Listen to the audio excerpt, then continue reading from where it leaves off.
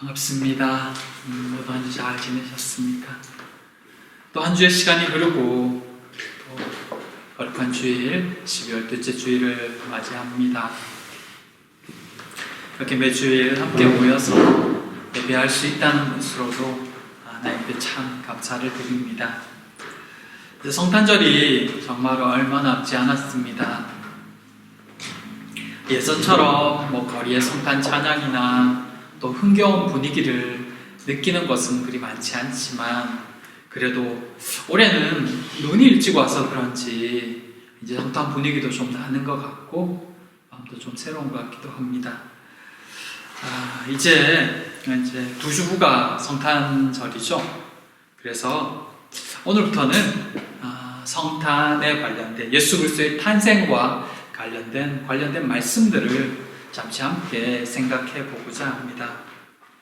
주님의 오심을 기념하며 또 다시 오실 주님을 기다리는 이 성탄절기에 말씀을 통해서 주님이 오시기 전 어떤 일들이 있었는지, 그때 사람들은 어떻게 반응했는지 이런 부분들을 함께 살펴보기를 원합니다. 오늘은 특별히 마리아의 찬양을 이 찬가라고 표현되는데 보면서 그냥 어떻게 하나님을 높이며 오실 주님을 기다렸는지 또 우리는 이 시기를 어떻게 보내야 되는지 함께 생각해 보았으면 합니다. 마리아의 찬양이 오늘 우리의 찬양도 고백도 되기를 오늘 본문을 보면서 함께 소망해 봅니다.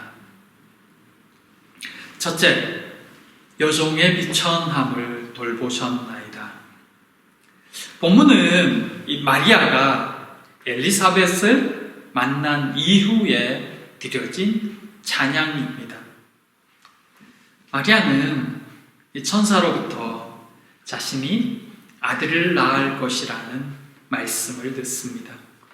처음엔 도저히 믿기 힘들었지만 마리아는 곧 이 놀라운 말씀을 받아들였고 또 믿었습니다. 그리고 자신의 친척 엘리사벳이 임신했다는 소식을 듣고는 이를 확인하기 위해서 나사렛으로부터 유대까지 걸어갑니다. 엘리사벳이 임신한 아기는 세례 요한입니다. 얼마나 걸었을까요? 대략 한 3박 4일 정도 되지 않을까 생각합니다.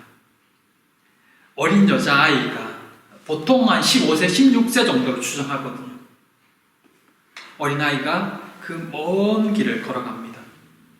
걸어가는 동안 그 먼 길 가운데 어떤 생각을 하며 걸어갔을까요? 아마 수많은 생각들, 여러 가지 복잡한 감정들, 상상들이 있었을 것입니다. 기대도 되고 설렘도 있고 또 한편으로는 두렵고 걱정이 되기도 하고 그렇게 먼 길을 걸어서 드디어 엘리사벳을 만납니다. 그때에 이미 엘리사벳은 할머니 나이쯤 되었을 거라고 보여집니다. 임신하기 어려운 나이였다고 표현하고 있기 때문입니다. 근데 그런 그녀가 임신해 있는 모습을 보는 것만으로도 참 놀라운 경험이었을 것입니다. 마리아가 석 달쯤 머물다가 돌아간 이유는 이미 6개월째이기 때문에 산딸이 다 되었기 때문에 그래서 아마 돌아갔을 것입니다. 근데 더 놀라운 것은 엘리사벳의 고백과 이 찬양입니다. 마리아의 소리가 들리자 엘리사벳 복중의 아기가 뛰어놀았다는 것입니다. 그리고 성령 충만을 받은 엘리사벳이 마리아를 축복합니다. 그러자 마리아는 즉각적으로 반응합니다. 하나님을 향한 기쁨과 소망을 찬양합니다. 그 찬양이 오늘 우리가 읽은 본문입니다. 그녀의 찬양은 어떤 찬양이었을까요? 마리아는 하나님께서 그의 비천함을 돌아보셨다고 고백합니다. 그것은 마리아의 개인적인 경험에서 나온 찬양이었습니다. 천사로부터 자신이 잉태하여 아들을 낳을 것이라는 소리를 처음 들었을 때, 더구나 그것이 메시아가 될 것이다, 메시아일 것이다 라는 이야기는 정말 믿기 힘든 이야기였지만, 그 사실을 믿음으로 받아들이고 난 이후부터는 자신 같은 비천한 몸이 그 놀라운 일에 쓰임받을 수 있다는 것에 진심으로 감사하며 기뻐하고 있는 것을 그의 찬양을 통해 볼 수가 있습니다. 마리아는 자신을 비천한 몸이라고 표현하고 있습니다. 여종이라고 표현하고 있거든. 여종은 당연히 세상적으로 비천하겠죠. 근데 여기에서 말하는 비천한 몸이라는 것은, 이것은 세상적인 비천함이나 또는 모자람이 아니라 거룩하신 하나님 앞에서 그저 피조물에 불과한 자가 자신임을 깨닫게 될 때 당연히 나오게 되는 고백인 것입니다. 그래서 마리아는 자신을 비천한 몸이라고 표현하고 있습니다. 사람들은 누군가에게 자신이 비천하게 보여지는 것을 바라지 않습니다. 좀 더 품위 있게 보여지길 원하고 인정받고 존경받기를, 존대받기를 원하지요. 무시당하고 싶은 사람은 아무도 없을 것입니다. 그건 나나 동일한 사람이기 때문입니다. 하지만 거룩하신 하나님 앞에서 우리는 한낱 피조물에 불과하며 먼지와 같은 존재입니다. 하나님 앞에서 우린 그저 비천한 존재이며 하나님의 은혜만이 필요한 존재일 뿐입니다. 마리아의 이 비천함이라는 고백은 바로 이런 고백인 것입니다. 그는 자신이 하나님 앞에 아무것도 아님을 인정합니다. 고백합니다. 그런 자신에게서 구원자가 나신다는 소식을 들었을 때 그것은 엄청난 두려움이자 기쁨이고 감사이며 감격이었습니다. 여호와께서 자신 같은 존재에게 자신처럼 비천한 존재를 돌아보시고 또 돌보셨다는 것에 감사의 찬양을 드리지 않을 수 없었던 것입니다. 사랑하는 성도 여러분, 마리아의 고백에서 보듯이 하나님 앞에서 우리가 어떤 존재인가를 아는 것은 정말 큰 축복입니다. 우리의 연약함과 비천함을 기억할 수 있다는 것, 그 자체만으로도 이미 우리는 하나님 앞에 복받은 존재입니다. 하나님 앞에서 우리가 어떤 존재인지를 기억하고 사랑하는 우리 모두가 되었으면 좋겠습니다. 아무리 열심히 살고 많이 벌고 또 오래 살아도 하나님의 돌보심이 없으면, 한번 불어버리시면 순식간에 다 날아가고 사라지는 것이 우리의 인생입니다. 이것을 기억할 때 우리는 비로소 하나님의 은혜를 경험하며 누릴 수 있고 고백할 수 있습니다. 그 사람이 복이 있는 사람입니다.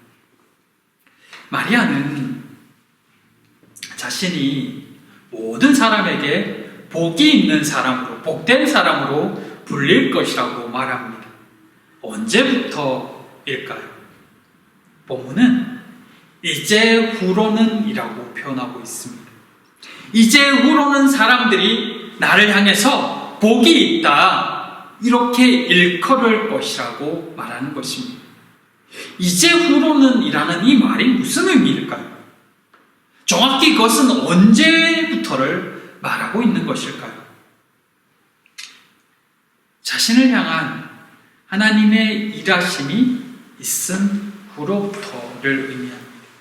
하나님께서 마리아를 돌보시고 붙드신 이후로라는 뜻입니다. 마리아는 그전에도 하나님을 믿었습니다. 그녀는 신실한 성도였습니다. 하나님도 마리아를 예전부터 돌보셨습니다. 그의 태어남도 아셨을 것이고 또 그의 자람도 요셉을 만나는 것도 아셨을 것입니다. 근데 마리아는 그 모든 앞의 시간들을 놔두고 이제 후로는 이라는 표현으로 이제 후로는 사람들이 나를 복이 있다 말할 것이다 라고 말합니다. 어떤 의미일까요? 여호와께서는 마리아를 이전부터 돌보셨지만 마리아도 이전부터 하나님을 알고 있고 하나님을 믿었지만 하나님을 개인적으로 경험한 그 순간 하나님이 정말 나를 돌보고 계셨구나라는 것을 깨닫는 그 순간 그리고 그것을 사람들도 느끼게 된 그때부터 그는 사람들에게 복된 사람으로 불려질 것이다 라고 그렇게 말하고 있는 것입니다. 우리가 모두 마리아가 될 수는 없을 겁니다.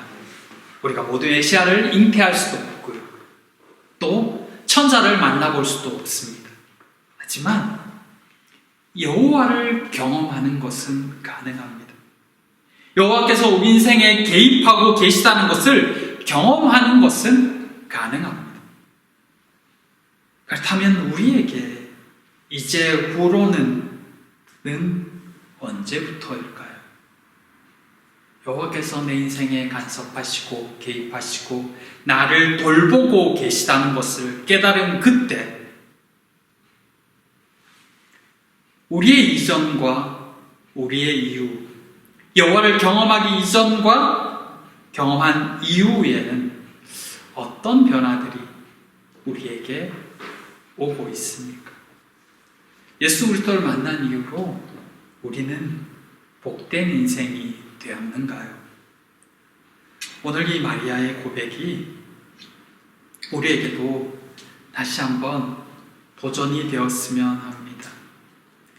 이제 후로는 이라는 이 고백과 확신이 사람들조차도 내가 복된 사람이라는 것을 알아볼 수 있을 만한 그런 인생의 변화가 그런 확신이 우리에게도 있기를 소망합니다. 예수를 만난 이후로 우리의 인생은 분명히 달라졌습니다. 하지만 때로는 우리가 그것을 잊고 살아갈 때도 참 많다는 것을 느낍니다. 우리에게 다시 한번 이제 후로는 이라는 이 고백이 우리의 고백이 될 수 있기를 원합니다. 예수 그리스도를 만난 그 경험이 우리의 삶과 생각을 바꾸고 우리의 살아가는 삶의 방식을 바꿀 수 있게 되기를 또 그렇게 세상 가운데도 드러나는 우리 모두가 되기를 소망하고 기도합니다. 하나님께서 마리아에게 하신 이 큰 일들, 이 일은 마리아 개인뿐만 아니라 오늘 본문에 보면 모두에게도 영향을 미친다고 고백합니다. 모든 사람들이 마리아가 예수 그리스도를 경험하고 또 그에게 일어난 큰일을 통해서 모두가 영향을 받고 그녀를 복된 사람이라고 말할 뿐만 아니라 마리아에게 일어난 이 큰일은 모든 사람에게도 영향을 미친다고 표현합니다. 마리아에게 일어난 큰일은 무엇인가요? 마리아의 몸에서 구원자가 나신다는 일이죠. 이 큰일이 그렇다면 마리아 외에 누구에게 영향을 미치고 있다고 표현하고 있나요? 두려워하는 자에게 그리고 마음의 생각이 교만한 자에게 영향이 미쳐진다라고 표현합니다. 두려워하는 자에게는 여호와의 긍휼이 이르렀고 마음이 교만한 자들은 흩으셨다고 그렇게 고백합니다. 또한 권세 있는 자들을 내치셨고 비천한 자를 높이셨으며 줄이는 자는 좋은 것으로 배불리셨고 부자는 빈손으로 보내셨다고 찬양합니다. 정말 놀라운 일이죠. 근데 이 일이 언제 일어난 건가요? 마리아는 과거형으로 분명히 그렇게 찬양하고 있거든요. 내게 일어난 큰일로 인하여서 이 일을 계기로 이런 일들이 일어났다. 여호와를 찬양한다. 근데 언제죠? 또한 이 찬양에 의하면 권세 있는 자, 부자는 심판을 받고 비천한 자, 줄이는 자는 복을 받는다면 권세자들, 부자들은 모두 벌받아야 하는 것인지, 그리스도인들은 권력을 가져서도 부자가 되어서도 안 된다는 말씀인지, 이 찬양을 들으면서 혼란이 조금 생깁니다. 그리고 어쩌면 이런 말씀들 때문에 예수 그리스도를 믿으면 잘 살게 된다는 그런 오해가 생겨났는지도 모르겠습니다. 이것의 실마리는 두려워하는 자와 마음의 생각이 교만한 자들이라는 이 표현 속에 있습니다. 이것은 겉으로 드러나는 부와 권세가 또 비천한 자에 대한 기준이 아니라 그 마음이 어떠한가 그것을 보시고 또 그것에 의해서 마리아에게 일어난 또 여호와께서 행하신 그 큰일의 결과들이 영향을 미치게 된다라는 그런 표현이라는 것입니다. 잠언 16장 18절에 우리가 잘 아시는 이런 말씀이 있습니다. 교만은 패망의 선봉이요 거만한 마음은 넘어짐의 앞잡이라는 말씀이 나옵니다. 교만이 왜 문제일까요? 교만은 곧 하나님 자리에 자신을 앉히는 마음입니다. 인류 최초의 죄가 바로 하나님같이 되고자 했던 교만에서 시작되었다는 것을 기억할 때 이 교만한 죄가 얼마나 무서운 죄인지를 알게 됩니다. 하나님 앞에서 스스로를 높이고자 하는 마음, 하나님 없이도 얼마든지 잘 살 수 있다는 마음, 그것이 교만입니다. 하나님의 심판은 바로 이런 자들에게 임하는 것입니다. 그래서 권세를 가진 교만한 자에게, 교만한 부자에게 심판이 임하는 것입니다. 하나님 앞에서 자신이 비천한 자임을 아는 자는 누구든지 하나님의 긍휼하심을 입으며 하나님 앞에서 자신을 높이는 자는 심판을 받게 되는 것입니다. 그렇다면 다시 돌아가서 그러면 이 일이 언제 일어난 것인가? 마리아는 지금 예수 그리스도를 잉태하고 하나님께 찬양을 올려드리면서 일어났다고 말하고 있는데 도대체 이 일이 마리아의 비천함을 돌아보신 언제 이 일들이 일어난 것일까요? 비천한 자를 높이신 사건은 가장 근본적인 사건은 예수 그리스도에서 일어납니다. 예수께서는 비천한 자가 되셔서 십자가에 달려 돌아가셨습니다. 그런 예수님을 하나님께서 영화롭게 하셨습니다. 하지만 이 일은 과거가 아니라 앞으로 일어날 일입니다. 본문에 능하신 이가 큰 일을 내게 행하셨으니 라는 이 큰 일은 마리아가 구원자를 잉태하는 사건입니다. 근데 이 일은 마리아가 임신하기도 했지만 실제로 예수 그리스도의 탄생은 앞으로 몇 달 뒤의 일입니다. 그런데 마리아는 이것을 과거의 일로 고백하고 있습니다. 이것만 보아도 짐작할 수 있듯이 본문에 나와 있는 이 과거 시제는 단순히 과거의 일만을 말하는 과거 시제가 아님을 알 수 있습니다. 본문에 나타난 이 과거 시제는 헬라어의 이른바 무시간적 단순 과거 혹은 격언적 단순 과거라고 이렇게 표현합니다. 이것은 그 형태상으로는 단순 과거의 형태이지만 실제의 의미는 과거에 일어난 특정 사건을 묘사하는 것이 아니라 인간들이 스스로 만든 이 사악한 구조를 역전시키고자 하는 하나님의 행동을 무시간적으로 나타내고 있는 것입니다. 결국 이 내용은 하나님께서 이루시는 종말론적 구원 행동을 말한다고 볼 수 있습니다. 지금 마리아의 찬양은 그의 이 종말론적인 구원 신앙이 담겨져 있는 것입니다. 그래서 마리아의 찬양이 좀 더 특별한 것입니다. 이 찬양의 마지막에 마리아는 이 모든 구원이 이스라엘 백성을 향한 것임을 노래합니다. 또한 아브라함과 조상들에게 주신 약속을 잊지 않으시고 영구적으로 이행하시는 하나님의 신실하심을 고백함으로써 하나님의 구원에 대한 감격의 찬양을 마무리합니다. 하나님께서 이스라엘 향한 긍휼하심을 거두지 않으실 것이며 구원의 약속을 반드시 지키실 것이라는 이 신앙 고백적인 찬양은 성탄절기를 기다리며 또 다시 오실 예수 그리스도를 기다리는 우리 가운데서도 반드시 기억되고 고백되어져야 할 찬양일 것입니다.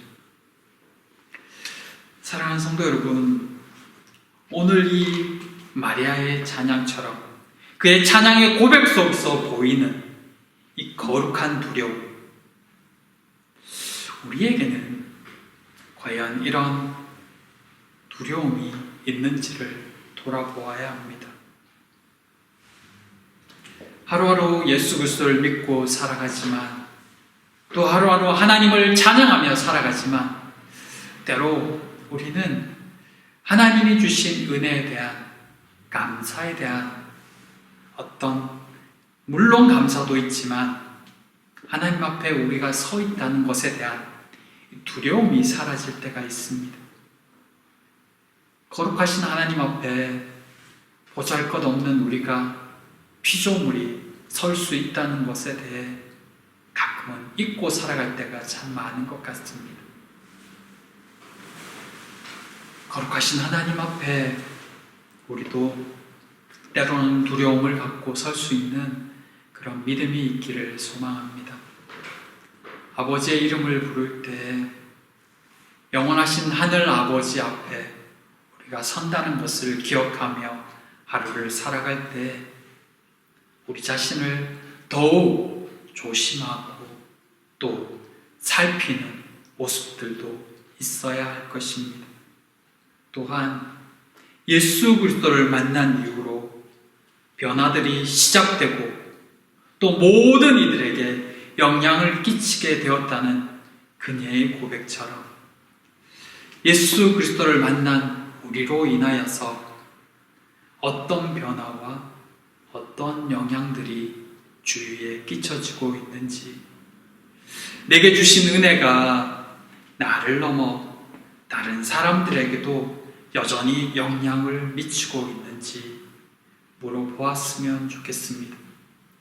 성탄의 절기를 맞아 12월을 예수의 오신 날을 우리가 기억하며 또 함께 기뻐하지만 또 오실 주님을 기다리며 오늘 하루를 살아가지만 그 가운데서 예수 믿는 나는 어떻게 살고 있는지, 사람들에게 어떻게 비춰지고 있는지, 예수 믿는 나를 보는 사람들은 어떤 생각을 하고 있는지, 한 해를 마무리하는 이 시점에 또 이 한 해를 살아오면서 어떤 모습들이 비춰졌는지 잠시 생각해 볼 수 있었으면 좋겠습니다. 여기 보면 재밌는 게 있는데 모든 시점들이 과거로 표현되어 있는데 유독 현재로 표현되어 있는 게 있더라고요. 이게 뭐냐면 찬양하다라는 표현입니다. 하나님을 찬양하는 것은 현재 시점으로 계속해서 말하고 있더라고요.